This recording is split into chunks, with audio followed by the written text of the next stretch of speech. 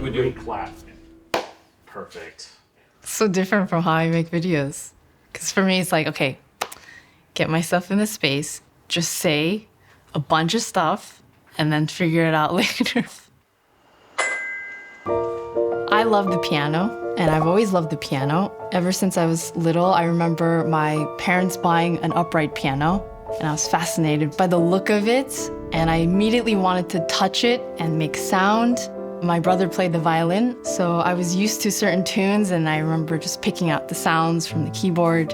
I love how it can mold into different colors, it can fit different moods, and I think that fascination for the instrument led me to study all this repertoire, and now it's brought me to where I am today.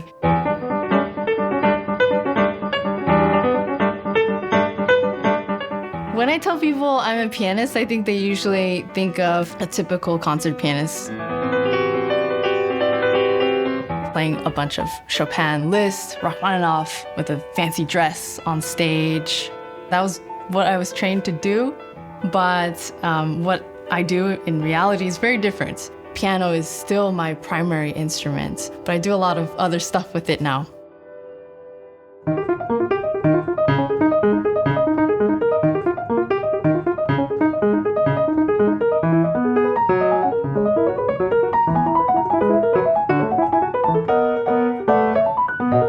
As a young pianist, you learn pieces, you go to little competitions, you learn different types of repertoire. They get harder and harder.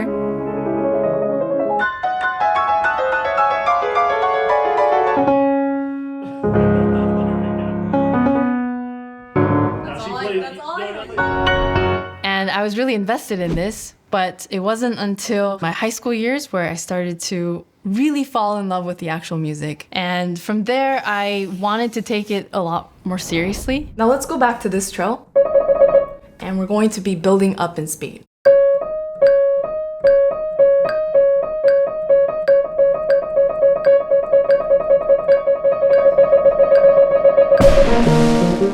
And so I ended up going to the Juilliard school, where it became clear to me that in order to keep up with the demands of what is required of you, it takes a very narrow focus.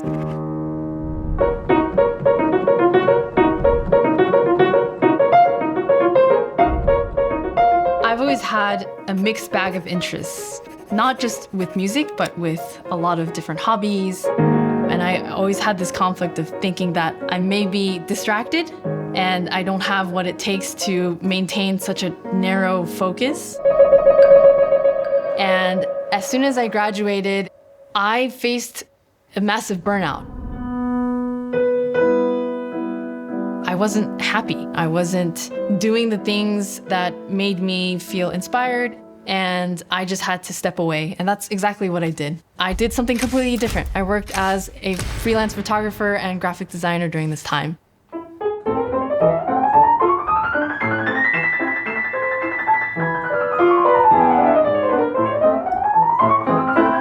I've always been interested in visual arts, and when I found out that I was able to film things, film myself playing the piano and be slightly creative with it, I started to have fun with it and made little video projects that I would just upload for my friends and family to see. Over time, those videos just evolved into just more elaborate forms.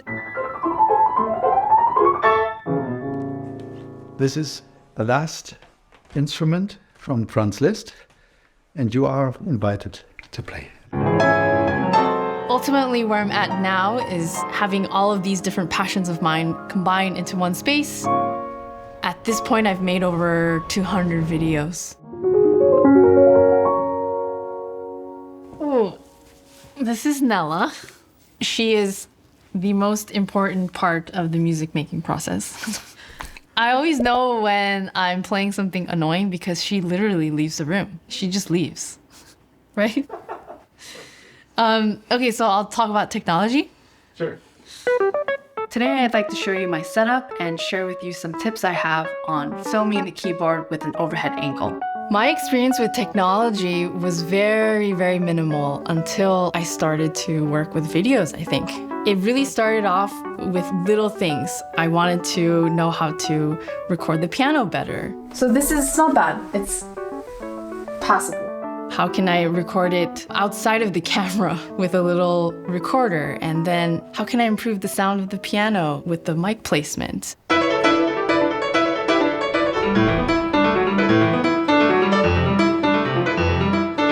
Most classical musicians really focus on the playing aspect of making music. So in school, we're not really focused on how to make our instruments sound the way that we want to. We just leave it up to the engineers.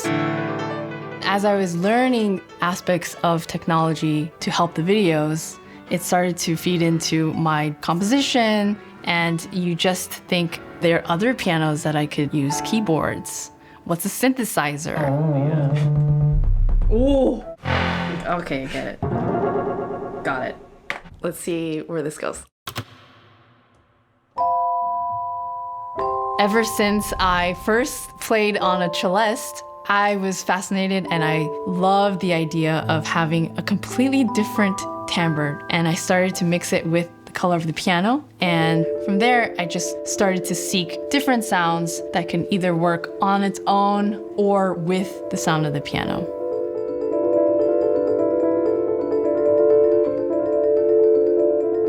When I use software instruments like Keyscape, I can just change a preset or load a different instrument, and I am essentially playing a completely different thing. Changing the sound allows me to transport myself to somewhere completely different. All of a sudden, I'm in a cathedral, or I'm in this very large space with a tiny little instrument, and now that I'm more comfortable with software instruments, I can carry around all kinds of keyboards, different sounds, just with my laptop, and I think it's amazing. I've always had a very soft spot for the celeste.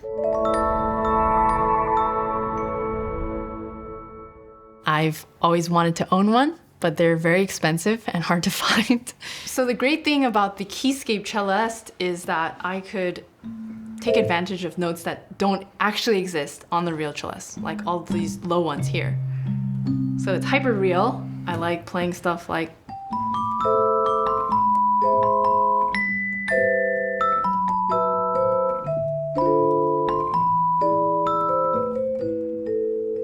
I think the best software instruments are the ones that carry the character of the actual instrument.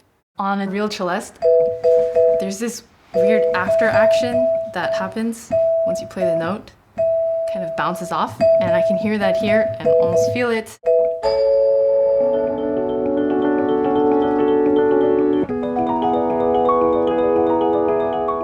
I think as a classical musician, you have more incentives to follow the traditional path and way of doing things than going off the path.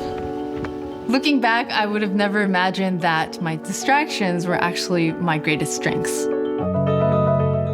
Instruments, they're works of technology built to help us create music, and nowadays all musicians should be fluent and at least incorporate a little bit of technology into their work, because once I use it, I come up with ideas that I probably wouldn't have if I didn't know about it. Something that I wonder, all of these composers that I love and I've studied for years, what would they have done if they had this technology? And I think a lot of them would not shy away from it. I think they would lean into it and say, hey, what's this? You know, what can we do with this?